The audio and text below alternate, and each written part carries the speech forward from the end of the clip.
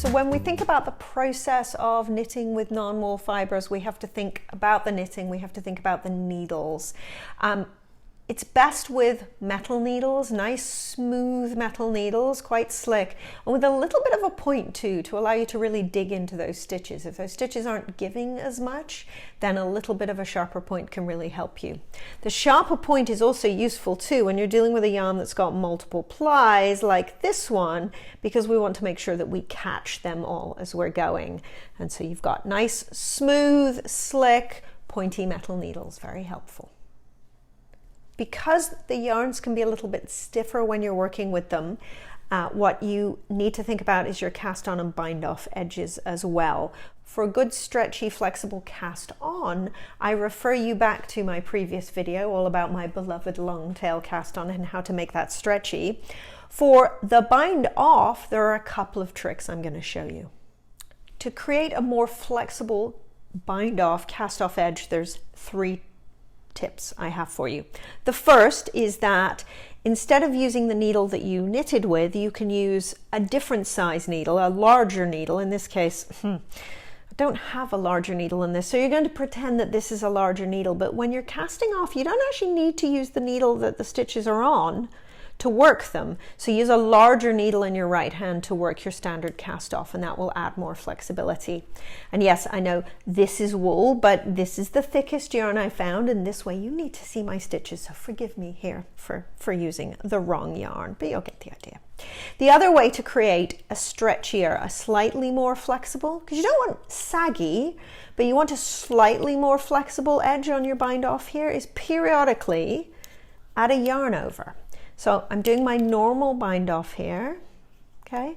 And if I create a yarn over on my right needle and then immediately cast that off, immediately bind that off, what I've done is I've just added a little bit more flexibility into the edge. And I do that maybe every 3 or 4 stitches.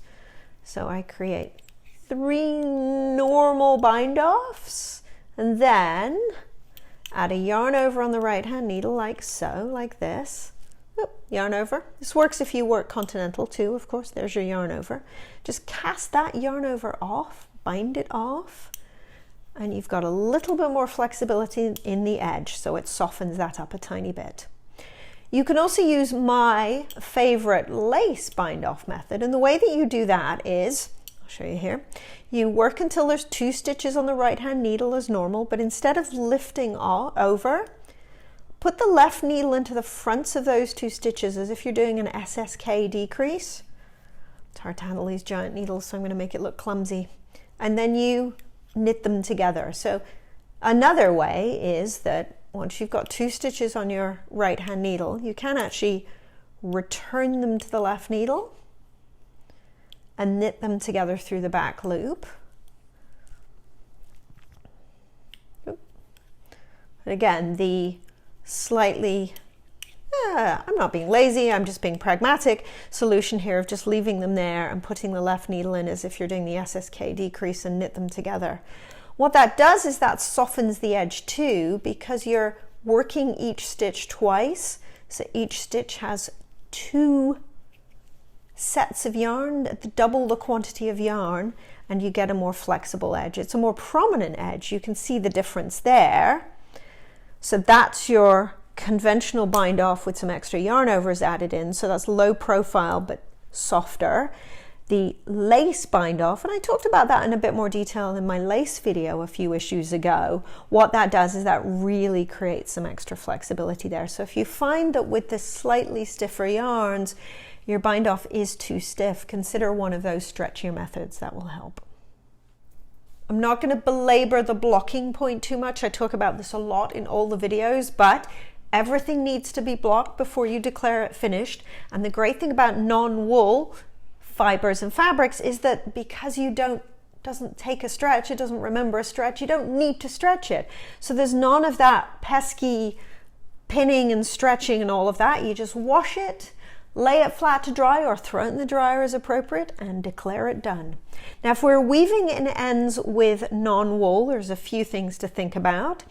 If it's a plied yarn, it's actually best, as I have done here, to split the plies. Not splitting them all down, but I just want to divide it in half. And if you weave in two different directions, it's less likely to wiggle out. Also, a seam is absolutely the best place to weave in your ends because they're never, ever, ever going to show. It's another reason why I think seam garments are best for non-wool. So here, what I'm going to do is I'm going to weave into the seam, and what you can do is you can use a back stitch method. So I'm going to pull through a few here, and you can be tidier and more precise about this, or if you don't enjoy the process, you can be a bit more relaxed about it, shall we say cavalier. But do you see what I've done there is I have effectively just back stitched on itself. So I go in, and if you're splitting the stitches, and you can split these stitches, I'm actually going to come through itself here. Obviously using a contrasting color here so you can see what I'm doing. But if I'm splitting the stitches and feeding through that, then it's never going to wiggle its way out. And I will split the stitches here of the yarn that I'm weaving, but I can also split the stitches of the fabric that I'm weaving into. And this is why a darning needle with a point is more useful in this case, whether a straight one or whether one of these great bent tip ones, the point becomes more useful to you. And that's never going to wiggle out, even if it's something slippery like silk. All right? Okay. If you don't have a seam to weave into, then you do have to think about weaving into the fabric. I would avoid this where possible. If you've got a piece where you're joining the yarn, try not to join a new ball of yarn in the middle of the piece where it might be visible. Try to make it somewhere more hidden. On this, again, the big comedy yarn, so you can see my stitches, if we're weaving in, you want a method with a lot of ups and downs. And by that, I mean something like this. If I'm using the duplicate stitch method, which is tracing the path of the yarn, that's surprisingly hard to say, tongue twister, tracing the path of the yarn, what I'm doing, and again, look, I'm splitting those stitches. Lots of wiggles up and down here. Do you see how this lighter colored green is following the path of those stitches? It's really not going to wiggle its way out. And if I split this as I go in, there's less for it to move around. You're replicating the grippiness of the wool by attaching these stitches together. So it's a little bit more careful work in that you want to make sure that you're catching yourself, your yarn, and your stitches together.